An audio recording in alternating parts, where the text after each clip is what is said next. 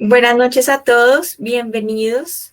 Hoy en este programa, en La Voz de los Expertos, estoy muy contenta porque me acompaña una persona quien hace parte del equipo de 15 Minutos de Finanzas, Mario Alberto Bedoya, bienvenido. Para los que no conocen a Mario, quiero hacer una presentación y mostrarles quién es Mario. Él es administrador de empresas de la Universidad del Rosario, especialista en finanzas del CESA y consultor permanente de nuestro gran programa 15 Minutos de Finanzas. Muchas gracias, Mario, por estar acá, por acompañarnos. Bienvenido.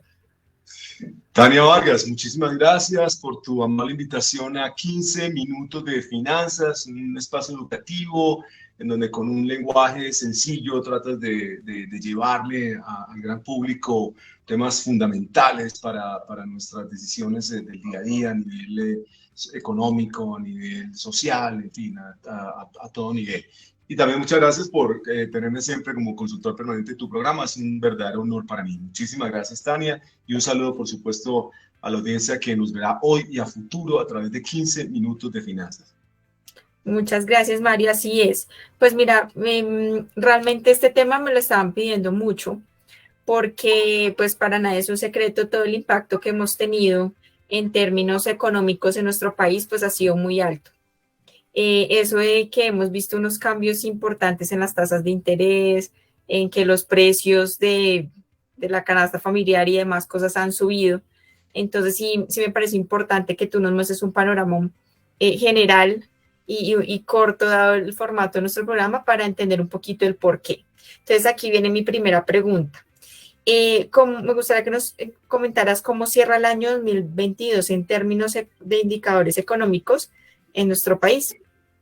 Tania, sí, vamos a hablar, digamos, tres grandes indicadores de la macroeconomía colombiana para el cierre del año 2022. El primero va a ser nuestro PIB, el Producto Interno Bruto, el que nos mide, digamos, el tamaño de una economía. El cierre del 2022 estuvo con un crecimiento del 7.5, inferior al 2021. Recordamos que fue un 10%. Para este año, digamos, los sectores económicos que jalonaron este crecimiento fueron comercio, manufactura, actividades de recreación y desafortunadamente, bueno, transporte estuvo ahí presente. En el año 2021 fueron alimentos y bebidas, combustibles, electricidad, pero encontramos para el 2022 una dinámica algo diferente. Desafortunadamente, el único sector que para el año pasado no creció, no tuvo un desarrollo significativo fue el sector agropecuario, es decir, agricultura, ganadería, silvicultura, pesca, que tuvo un decrecimiento del 1.9. El Producto Interno Bruto de un 7.5 de crecimiento, digamos, estuvo un poquito por debajo de la mediana, que fue más o menos el 7.9. Y es preciso señalar aquí, Tania, que para el último trimestre del año ya se observó una desaceleración en su crecimiento. Estamos hablando de un 2.9 para ese último trimestre, lo cual da una señal, digamos, de desaceleración, como mencioné ahorita, de la economía. El otro gran, digamos, elemento que quiero resaltar aquí es el tema inflacionario. La inflación cierra en un 13.12 para el año pasado. Hay una cantidad de factores que tienen que ver con la inflación, digamos, a nivel mundial. Nosotros tenemos un impacto que recibimos de elementos como, por supuesto, la pandemia, la crisis de los contenedores, la guerra de Ucrania. Entendamos a Ucrania como un gran abastecedor de cereales y también de otras materias básicas para Europa y para el mundo, fertilizantes, en fin. Pero realmente, Tania, el gran efecto inflacionario en el planeta lo dio la emisión de dinero durante la pandemia y de algunas naciones, entre ellas los Estados Unidos. Vamos a entender esto con un ejemplo simple, y es que Suiza mantiene la inflación, su nivel inflacionario por debajo del 2%, porque no emitió tanto. Entonces estamos afrontando un poco todo esto. Pero en Colombia también hay otro que tiene que ver con el alza del salario mínimo. El año 2022 terminó subiendo el gobierno anterior el 10%, y esa transmisión se va de ese efecto, de ese valor se termina viendo porque el empresario lo tiene que trasladar de alguna manera a su producto. Ese no es un buen indicador. El 13.2 es una de las inflaciones más altas en los últimos 20 años. Y vamos a cerrar, Tania, contando que el año pasado la evaluación es muy volátil. Digamos, la volatilidad de la devaluación en el mundo es precisamente dada por la cantidad de elementos que juegan a nivel, digamos, nacional e internacional para ese relacionamiento digamos, de las naciones. La devaluación estuvo en el orden del 20.82, cerramos con un dólar a 4.810. Recordemos que para el año anterior, es decir, inmediatamente anterior, el 2021, cerramos con 3.981 pesos, con 16 para una devaluación del 15.98. Quiere decir que se aceleró, el proceso de devaluación fue mucho, mucho más acelerado, con algunos elementos que van desde tranquilidad, digamos, desde el punto de vista de estabilidad política, hasta, como lo mencionaba ahorita, efectos, digamos, de alza de tasa de interés en los Estados Unidos, que es una nación que busca controlar la inflación y que lo ha venido logrando en los últimos meses. Esto nos muestra, Tania, un país que, si comparamos en el escenario internacional, continuó después de pandemia creciendo a unos niveles, digamos, muy, muy superiores con respecto a los pares que tenemos en América Latina. Recordemos que nuestra economía es la cuarta después de México, Brasil, Argentina. Seguimos nosotros y después nos sigue Chile. Que el desempeño sea bueno o malo depende de muchos factores. Aquí así no podemos negar que sigue habiendo un efecto, no exactamente rebote, pero sí relacionado con cosas como que el compartido de los primeros trimestres, pues era mucho más bajo en el 2021 y frente al 2022. Se mantuvo un gasto, digamos, en cuanto a política monetaria importante. El Fondo de Estabilidad de Precios de los Combustibles también hizo presencia. Pero en general también, y no quiero desconocer aquí, que hay un esfuerzo del empresario, Tania, el empresario colombiano, en relación a ser más eficiente, a ser más productivo, y esa habilidad enorme que tiene el empresario colombiano para enfrentar retos, y lo demuestra que en el año pasado pues, fue precisamente el sector manufactura y transporte que estuvo también allí presente en este desarrollo. Ok, perfecto, no, pues realmente un panorama, pues es decir, no el mejor ni el que esperamos, pero pues sí con muchas, digamos, incertidumbre en varias áreas y de la economía. Digamos, quisiera que de pronto nos definieras un poquito, ya que este programa es didáctico y con una explicación un poco más sencilla de unos conceptos básicos como el PIB, inflación y devaluación. Por supuesto, sí, que son los que estamos tomando aquí en este ejercicio, digamos, ágil de tratar de entender qué tan saludable o no y es una economía y qué elementos nos ayudan a entender mejor el desarrollo económico. El Producto Interno Bruto, Tania, no es más que la suma de la producción de todos los bienes y servicios de una economía en un periodo de tiempo determinado, generalmente un año. Si le agregamos la producción en este caso de Colombia en el exterior, lo vamos a llamar Producto Nacional Bruto. ¿Qué nos va a decir ese Producto Interno Bruto? Nos va a decir el tamaño de la economía, nos va a cuantificar el tamaño de una economía y también nos va a mostrar, digamos, en un horizonte de tiempo, qué tanto se ha desarrollado esa economía, cuánto ha sido el crecimiento de la economía, qué tanto se ha desarrollado y qué tan saludable es o no el crecimiento de esa economía, si tenemos en cuenta cuáles son los sectores que jalonan ese desarrollo y qué sectores, digamos, para efectos de política monetaria, pues hay que incentivar, controlar, tener cierto tipo, digamos, de intervención a través de políticas estatales. La inflación, Tania, la devaluación, Tania, no es más que la pérdida del valor de una moneda frente a otra. En este caso, cuando estamos hablando de que el dólar se aprecia, estamos diciendo que tenemos un dólar que hoy cerró a 4.808,14, subiendo casi 90 y pico pesos. ¿Qué quiere decir esto? Que el peso colombiano pierde valor y cuando se valoriza el peso es porque el dólar baja. Entonces la evaluación no es más que eso, es una pérdida de valor de una moneda frente a otra, y la revaluación es cuando gana valor de esa moneda frente a la otra. Y finalmente, Tania, la inflación es un concepto bien diferente, es un concepto interno y tiene que ver con la pérdida del poder adquisitivo de una moneda en un periodo de tiempo determinado.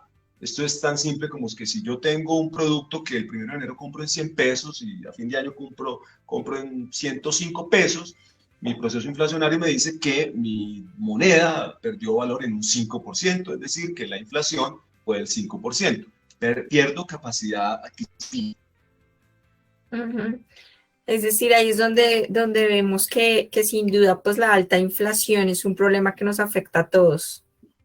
Sin duda, Tania, fíjate que por esto los gobiernos buscan controlar la inflación. La inflación es uno de los, y quizás es el principal problema del país en este momento.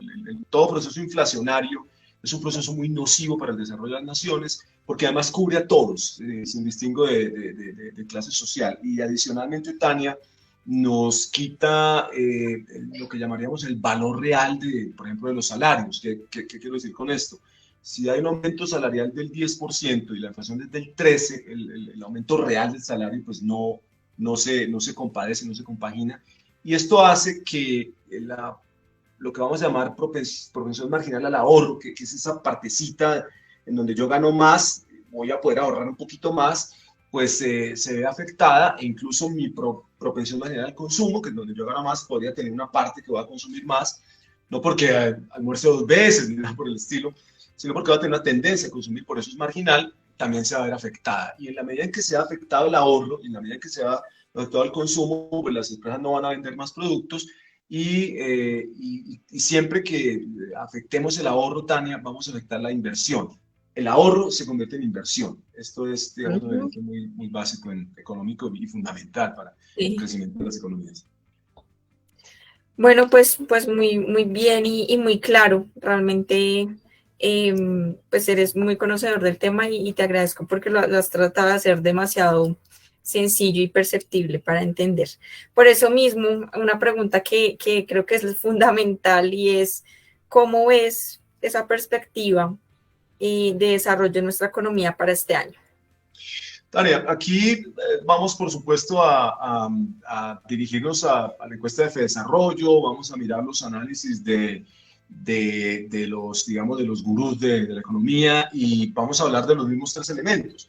En cuanto al desarrollo económico, en cuanto al crecimiento de nuestro Producto Interno Bruto, la encuesta de Fedesarrollo, una de las más recientes, nos habla de que los empresarios están esperando y los analistas están esperando más o menos un 1,1%. Esto es una desaceleración muy fuerte de la economía nacional. Estamos hablando de pasar de un 7,5 a un 1,1 y algunas entidades financieras, hoy leía un estudio de una de ellas, de las más importantes del país, en donde proponía un 0% de crecimiento.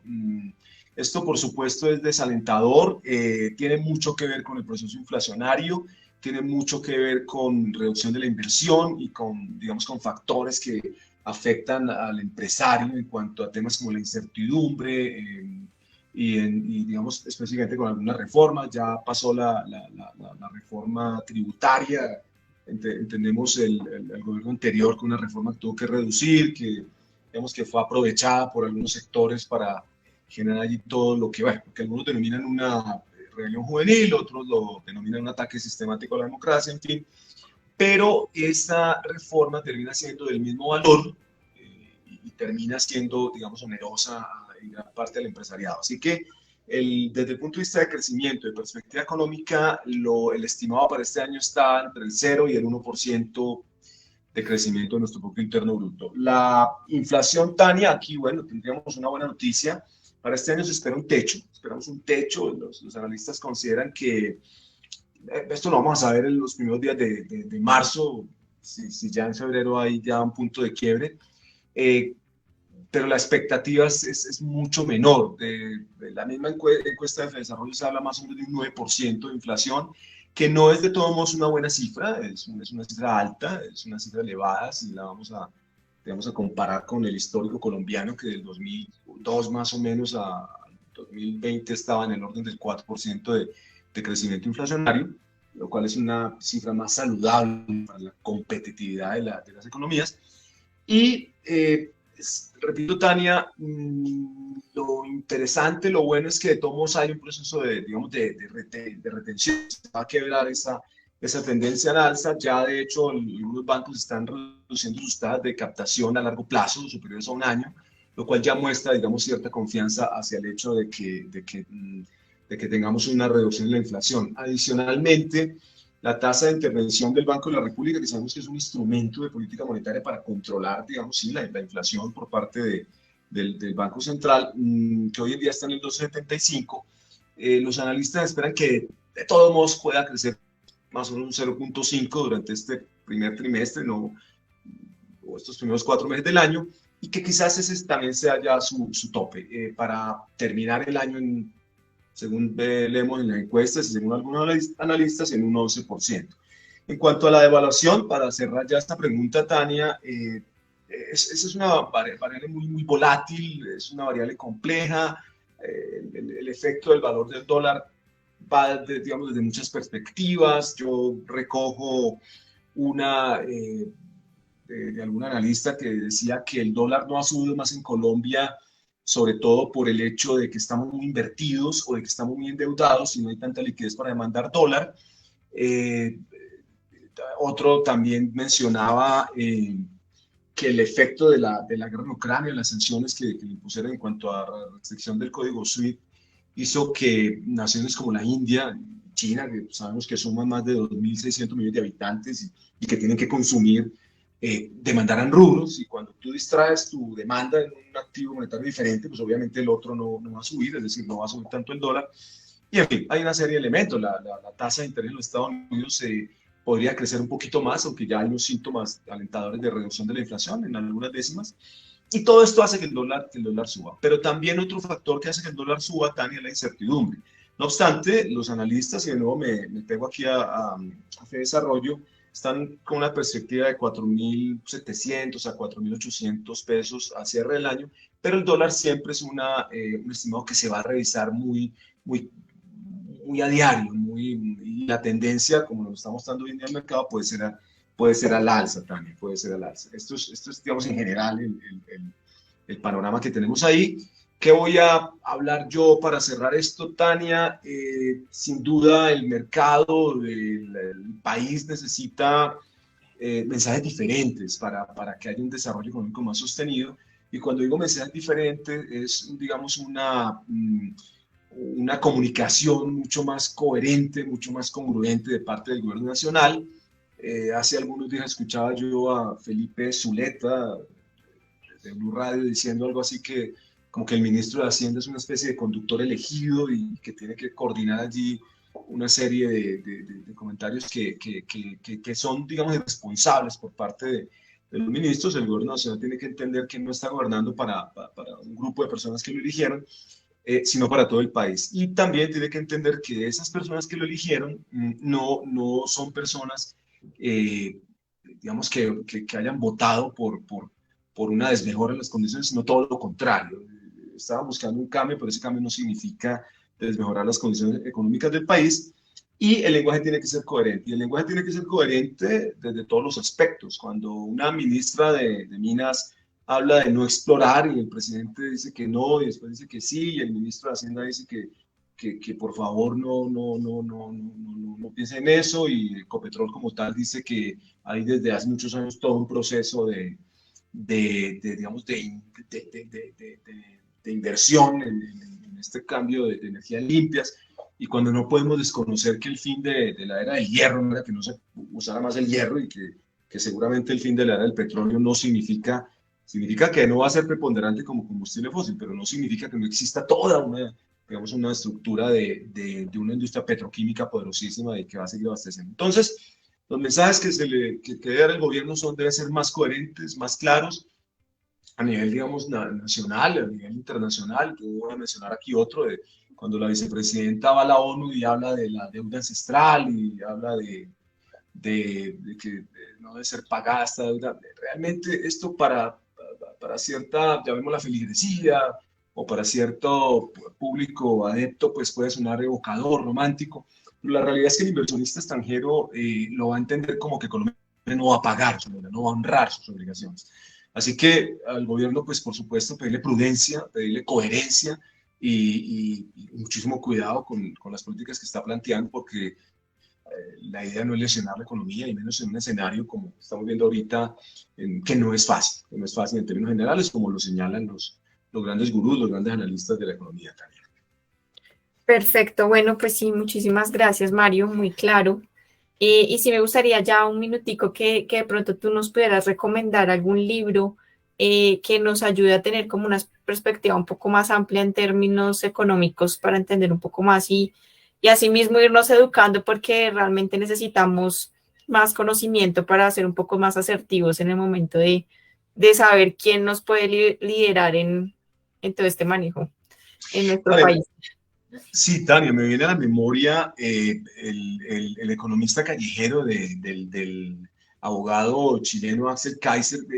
Precisamente es abogado. Una de las cosas que mencionaba él es que gran parte de nuestra falta de cultura democrática y de que elijamos aquellos que, por el simple hecho de que nos prometen mucho, es nuestro profundo desconocimiento de la economía. La economía no es una ciencia, digamos, imposible de entender. De hecho, todos los días navegamos en la economía. Es las doctrinas económicas, y sabes que el tema de las doctrinas es algo que me apasiona. Son precisamente algo con lo que no podemos dejar de vivir, son como el aire. El economista callejero, Axel Kaiser, un libro que no tiene pie de página, es un libro pequeñito, muy fácil de leer, que nos hace entender cómo es necesario la prudencia, la rigurosidad económica, y que hay una cantidad llamémoslo, las decisiones económicas son mucho más fáciles de lo que la gente realmente piensa, y el buen desarrollo económico de las naciones depende de políticas coherentes, no de ninguna elucubración, digamos, compleja teórica. Así que ese es el recomendado, Tania. El economista callejero 2021, si no estoy mal, del abogado chileno Axel Kaiser. Súper, muchísimas gracias. Bueno, pues aquí nos despedimos. Realmente nos extendimos un poquito, pero bueno, todo esto creo que nos tomaría muchísimo tiempo, pero muchas gracias por resumirlo de esa manera. Gracias por tomarte el tiempo de estar acá. Acá tú sabes que eres totalmente bienvenido con todos estos temas como consultor en todo el tema económico. Sí me gustaría pues a las personas que puedan seguirnos en nuestras cuentas, 15 minutos de finanzas en Facebook, Instagram, en YouTube. Y también que sigan la cuenta de mariodoctrinas.com porque realmente también es un tema de conocimiento en otras áreas que nos ayudan un montón también a complementar. Doctrinas.co, Tania, Ah, perdón, doctrinas.co, los invito doctrinas.co. sí, los invito a que nos sigan allí, en donde, por supuesto, tratamos estos temas, algunos veces desafiantes, que tienen que ver con adoctrinamiento, con doctrinas, en fin, con ideologías, con dogmas, Y como es bien cualquier. interesante. Entonces, Gracias. bueno, nos vemos acá en nuestro próximo programa. Ya saben, cada 15 días estén muy pendientes de nuestras redes sociales y como pueden ver, nos pueden contactar en el número que aparece en pantalla. Ya saben que acá estamos para acompañarlos en todos los procesos y en el manejo de sus finanzas. Muchas gracias, Mario. Feliz noche y nos vemos en la próxima. Gracias.